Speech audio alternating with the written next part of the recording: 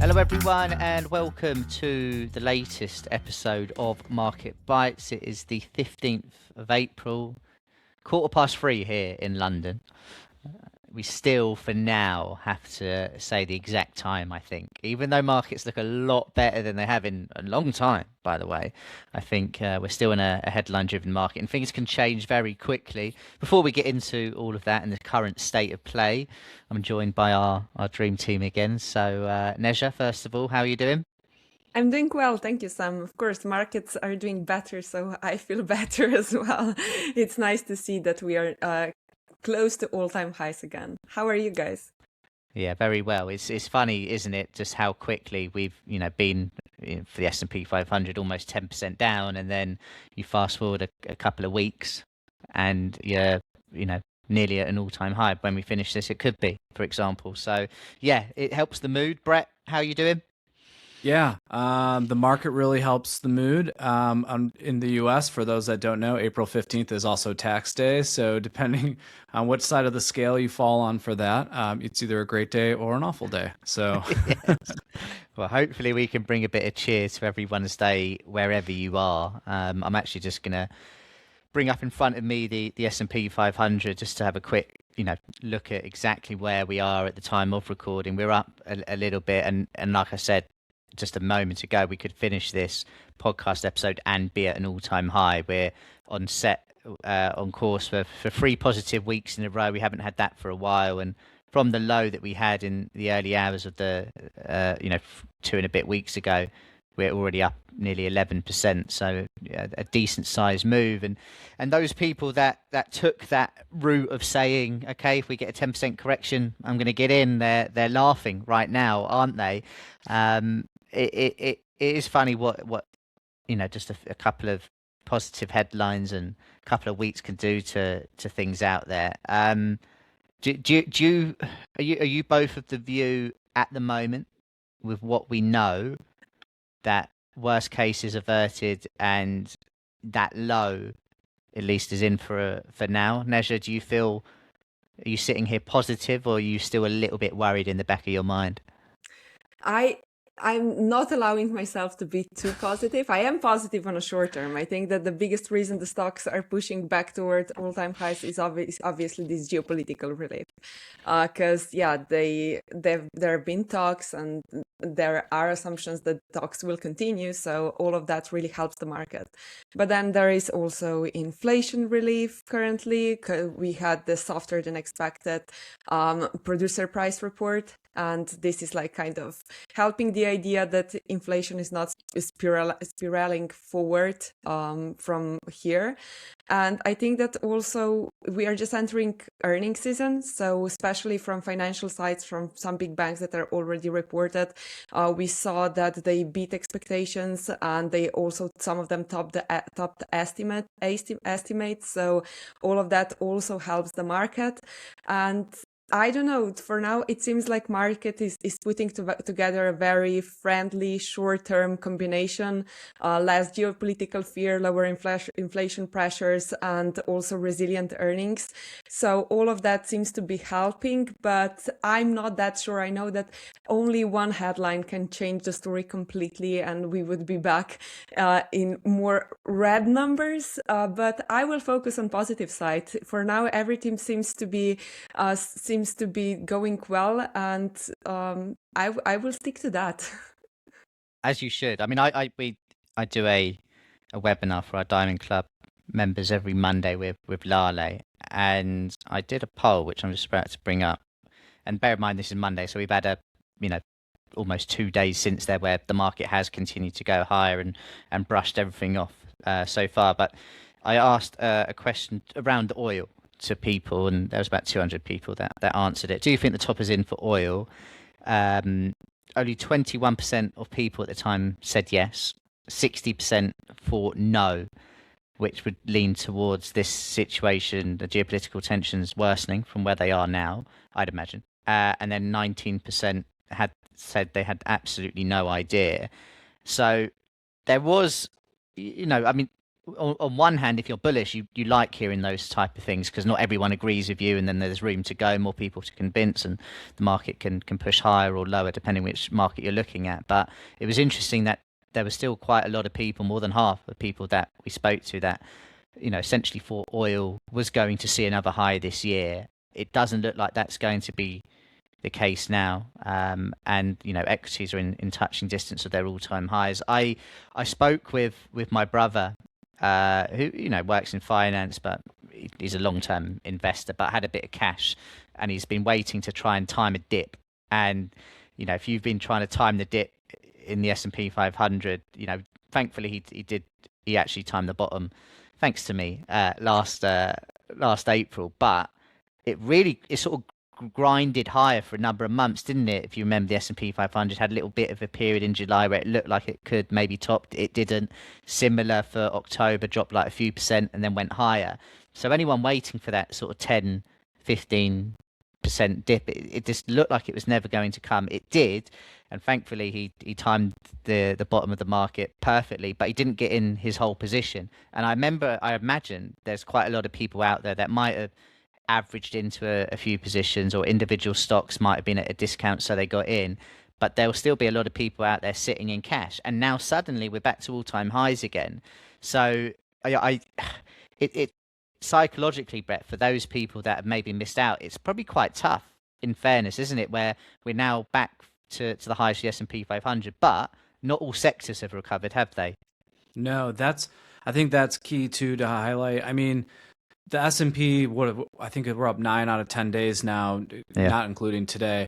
I mean, it's been such a fast and furious rally, and that's honestly that we tend to see that type of reaction out of the S&P. Can sort of take this bad news in stride for a while, and then it really drags it down, and then it's just it just takes one day really to bring it back, and it can be the spark that the market needs sometimes. But even though I think we're 0.2% from all-time highs, but there's a number of sectors, and definitely a number of high-quality stocks really, that are still well below their record highs. They may have moved nicely off the lows, but they're nowhere near their highs. So there's still opportunity there. But I think, to your point, it speaks to sort of when you were waiting for that dip, it never really feels that great to be stepping. I mean, we talked about it last time on our show, about when we were in Paris for the analyst meeting, and markets were in basically free fall in early April. It was a lot of us were buying on our phone, but it's not we were sitting there feeling great about it,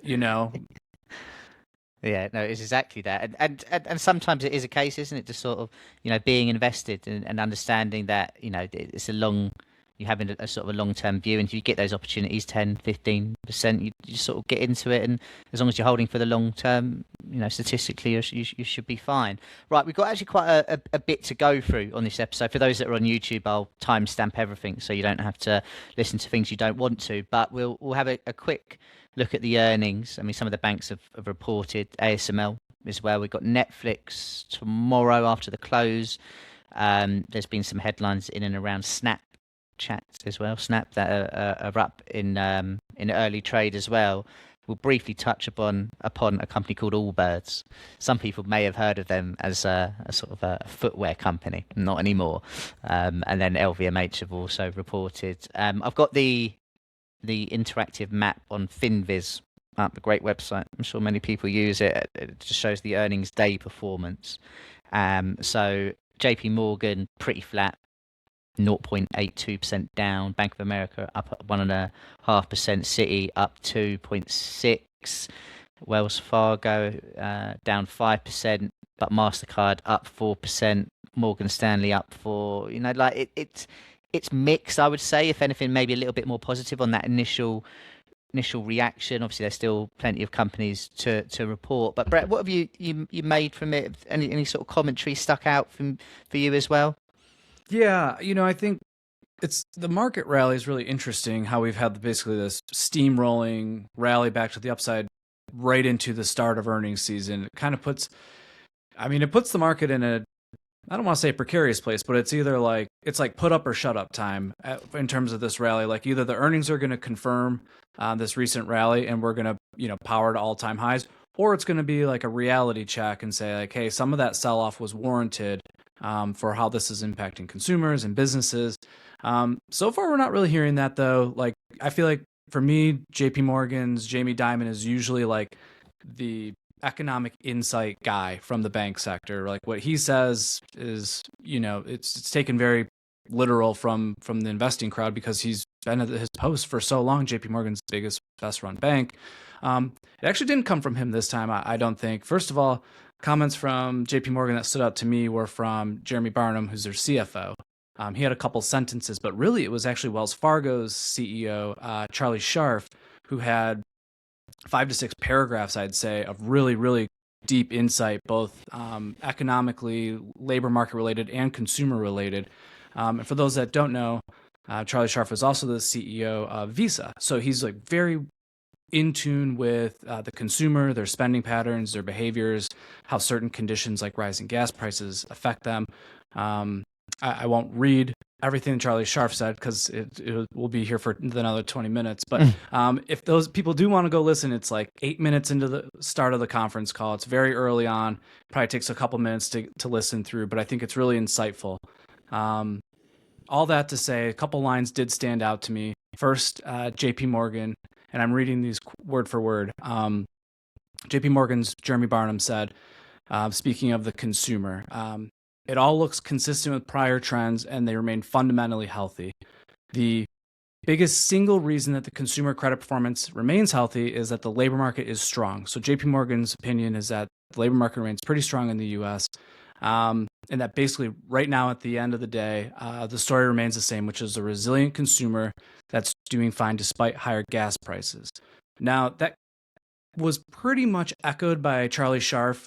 He used a lot of the similar words, like U.S. consumer remains resilient. The financial health of consumer and businesses remains strong, but he did start to point out that there has been a bifurcation from consumers. So basically, upper income households are really starting to carry the load, and gas prices are disproportionately hitting lower income households, which is probably not really breaking news. I think a lot of us could piece that together. But I thought the thing with gas prices, this is the last thing. I swear I'll stop soon. But the thing with gas prices, he said, historically, it often takes consumers several months to reduce their spend levels on other categories to adjust for higher oil prices. So while we don't know the exact timing, we would expect to see that same pattern unfold in the second half of this year. So if that does hold true, maybe we get a couple quarters where everything's okay. Maybe we're really okay through summer. But if we still have this higher energy price in the fold, in the mix, that could be more of a problem in Q3, Q4 with the holidays coming up and starts to get cold again and energy prices are still a problem. So I don't know. I thought those really stood out to me from the calls. Overall, good quarters. The financial sector has really struggled. It was down like 10% at one point this year. It's cut those losses in half, but still remains kind of a laggard. So maybe this will be a spark for them. Brett, we are really aligned. I also wanted to mention about what the bank earnings had to say about consumer situation in the US, and what also stood out for me was the signal that also banks are becoming more cautious themselves, that they are tightening these lending standards a bit, and which basically means that they expect more risk ahead, maybe especially from the low house incomes, which are struggling more with credit cards, repayment patterns, and so on. And I think that this is not a situation where consumer is weak all across the board, which they actually explained, but this strength is becoming more and more uneven. And this is something that we sometimes see when the cycle is starting to turn. And this will be one of the most important points in the next few quarters to focus on when we are looking at bank earnings. Yeah, it's interesting just listening to you both talk there and how some of the comments from those guys are actually like, it might be that if there is a bigger issue, we're going to see that down the line. And it kind of reminds me, obviously, again, a completely different topic, but when we had Liberation Day and the tariffs and all of this, a lot of the commentary back then was like, right now it might be fine, but we're not going to see the impact until, Q4, for example. So again, it sort of feels like maybe we're just sort of kicking this can down the road and there's a bit of uncertainty. But I mean, we're very early into earnings season now, so we'll know a lot more in what 3-4 weeks, won't we? When we sort of Yeah. summarize it all. And Yeah. I mean, the thing that really stood out to me last earnings season was those big tech companies that, on the face of it, looked like they delivered great earnings, but those capex numbers were just punished, weren't they? So that's really gonna be important to see how the market reacts to any similar kind of earnings, or we're at the stage now for those companies where you've got to see proof in what they're doing. So yeah, just as one issue in the market finishes, we're back with another, and bring it on, I say, bring it on. Let's have a quick look then at the earnings calendar just for the rest of the week, because you do have Netflix who are reporting tomorrow after the close. So for those that are UK based, that is going to be just after 9 p.m. Brett, for those in the States where you are, market close is what time? 4 p.m. 4 p.m. So just after 4 p.m. there as well. So they report then, but it kicks off again in more, bigger companies reporting next week as well. But Netflix will probably take the headlines on Thursday. And I don't know if any of you guys have any comments on Netflix, but I was doing a bit of research earlier just about the 7-day price reaction following their latest report. So I just want to go through the most recent ones. So the last report that they had, 7 days later, the price was down 3.8%. Let's call it 4%. The one before that was down 11%, and then before that was down 5%. But then it had 4 positive ones in a row. So we've gone from 3 negative to 4 positive. Basically, who knows is the summary of that. But obviously their all-time high, I think, from the memory, was mid-June last year. It then dropped quite considerably, but then has now recovered, as most of the market has as well. Neja, for you, like, if we talk about the consumer, it'd be interesting as well just to see the Netflix numbers from that perspective as well. Are they continuing to grow? That will be that'll be at the focus of a lot of people's attention, won't it? Yeah, I like definitely. But I think that there is something else investors will be focusing on with Netflix this time, because if you remember that they basically just walked away from this Warner Bros. Discovery Yep. deal, and I think that is why these earnings are kind of feel like reset moment for Netflix, because before there was this extra layer of noise around Netflix.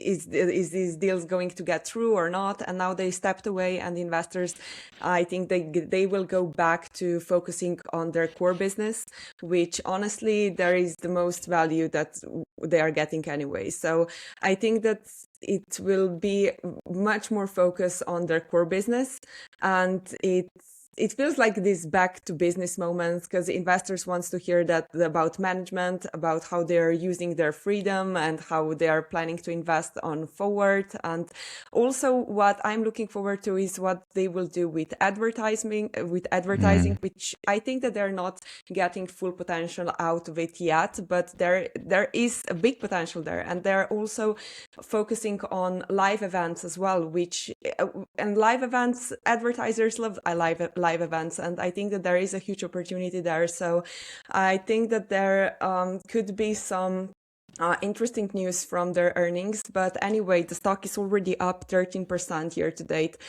So I think that they will need to report some good numbers and even better expectations for the next quarter to get really this positive reaction from the market.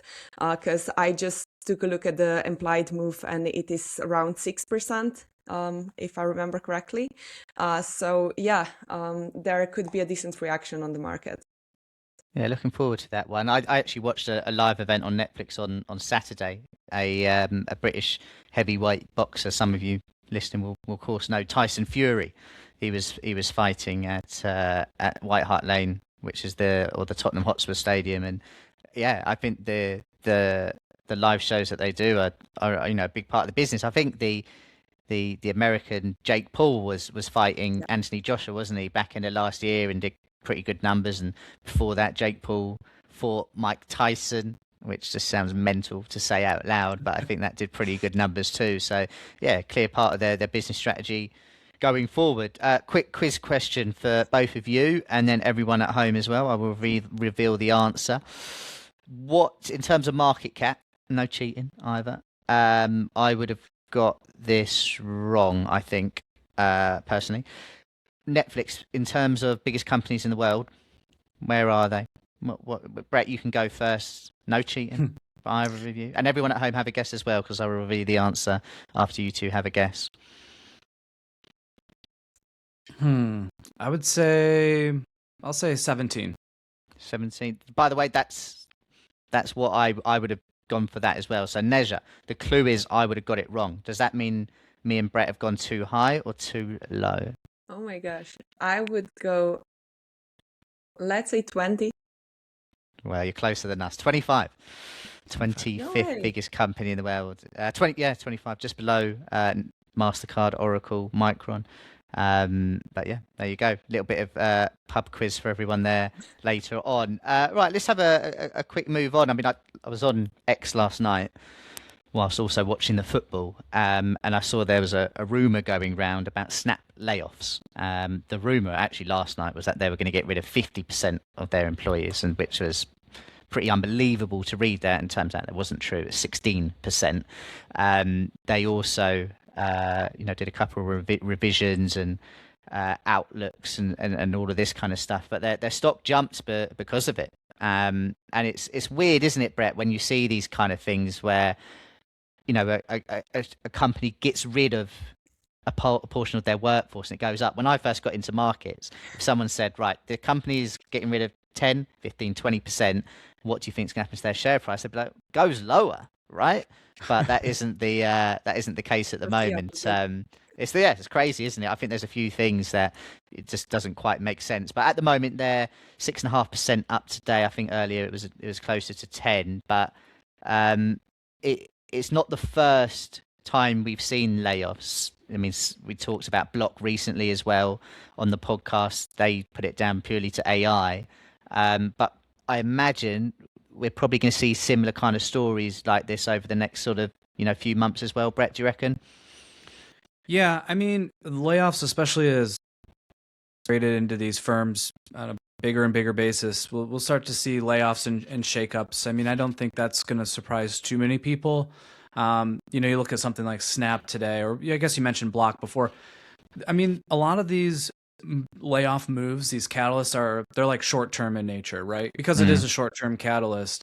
It affects the financials for only a set amount of time. It's really if they can turn that core business around, which Snap has really kind of struggled to do, as evidenced by its stock price over the years. But if these companies can't turn their core around with a smaller group of employees, like boosting profits, boosting margins, then it's a short-term catalyst at the end of the day. If they can make that turn, all the better. Their margins will be stronger, their profitability will be better, and their stock will be rewarded for it. But it's, they have to deliver beyond just the headline too. So I think that it is less about this growth excitement. It's more like a relief jump, because anyway, Snap has struggled to convince investors that they can scale into any type of durable business. So when management finally says AI, durable profits, better margins, and better quarterly numbers, stock gets a positive move. But as Brad said, I think that this is not something that we will see.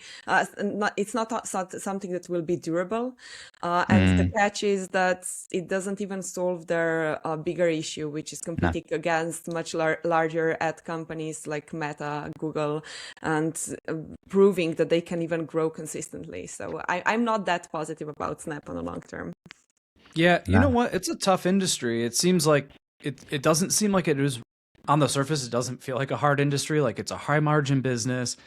Grow your users, serve ads, but most companies in this space struggle. Like take out Meta and I guess maybe LinkedIn because they got acquired so long ago.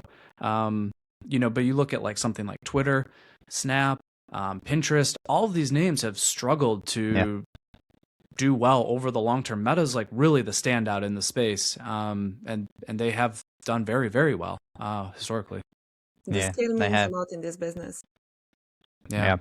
I mean, just category to that. I mean, Meta, by the way, also a few weeks ago we talked about how they got rid of a certain percentage of their workforce, and they've turned a little bit of a corner share price wise, but there's loads of different reasons behind all of that. Of course, there is.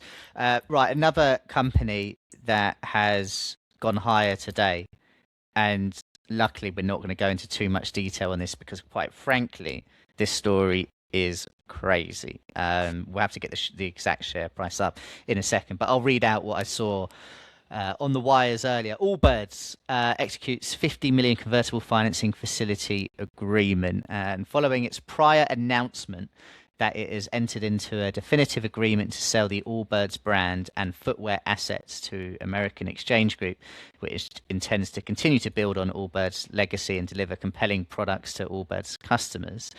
Allbirds today announced the execution of this definitive agreement with the institutional investor for a 50 million convertible financing facility. The facility, which is expected to close during the second quarter of 2026, will enable the company to pivot its business to AI compute infrastructure with a long-term vision to become a fully integrated GPU as a service and AI native cloud solutions provider. They're going to change the name to Newbird AI. We'll go to breaking reaction from both of you, because for me, this is. I was like, hang on, it's not April the 1st. Nezha, what do you think? I have no idea. I mean, how could you even go from shoe company to AI company? And this, I think that this story, bottom line of this story is that AI boom is not over yet. No. And I mean, stock is up 380%, like a few seconds ago. So I don't know where is now. But I think it's just crazy story. When you sent it to our chat, I was like, is that for real?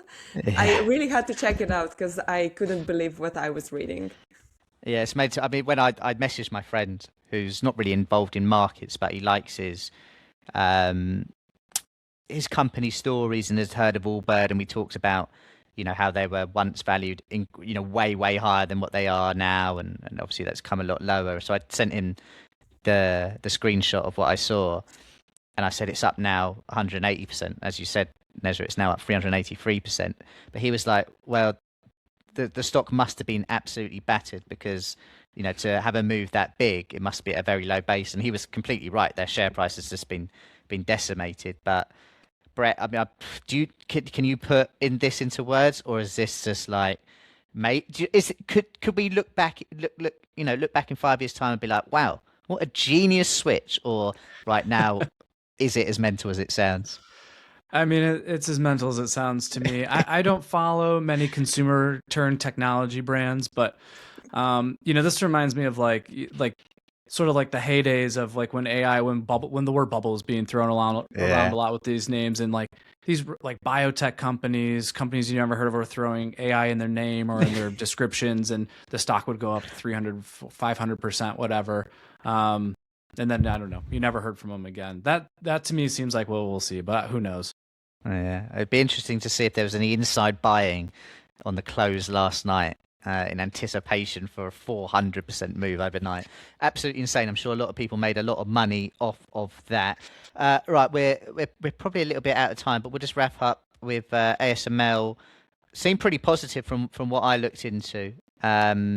And one comment that stood out to me, I did write it down. ASML says the AI chip boom is so strong that customers keep buying more machines. And sorry, this is more of a summary of it, but that supply and demand are not going to be level. So demand will massively outweigh that supply, which is, I guess, a positive overall, and for the semiconductor industry and so on. They're actually a little bit down today, but they're still relatively near their all-time high. Anyone got any comment on ASML? Overall positive, I would say.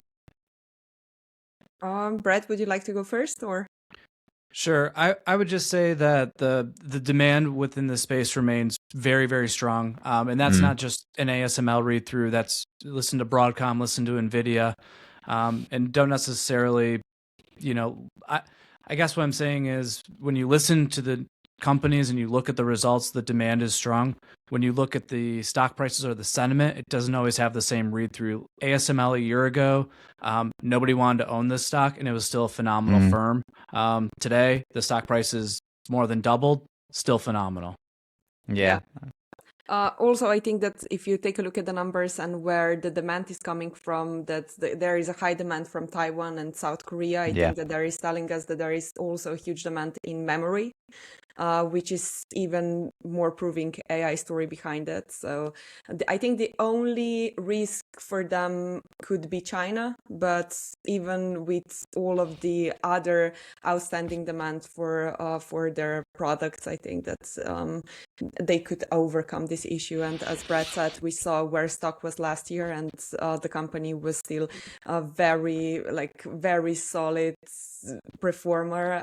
I think that this stock price is just proving how big demand is right now and how strong their business is.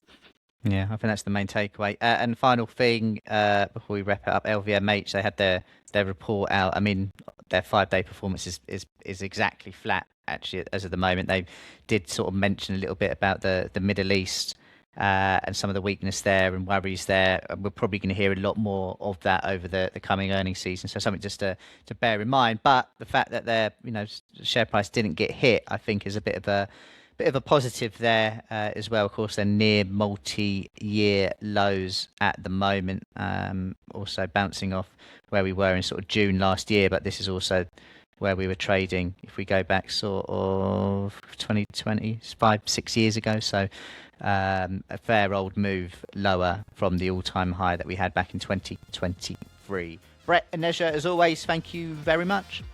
Thank you, guys. See you next week. See you next week.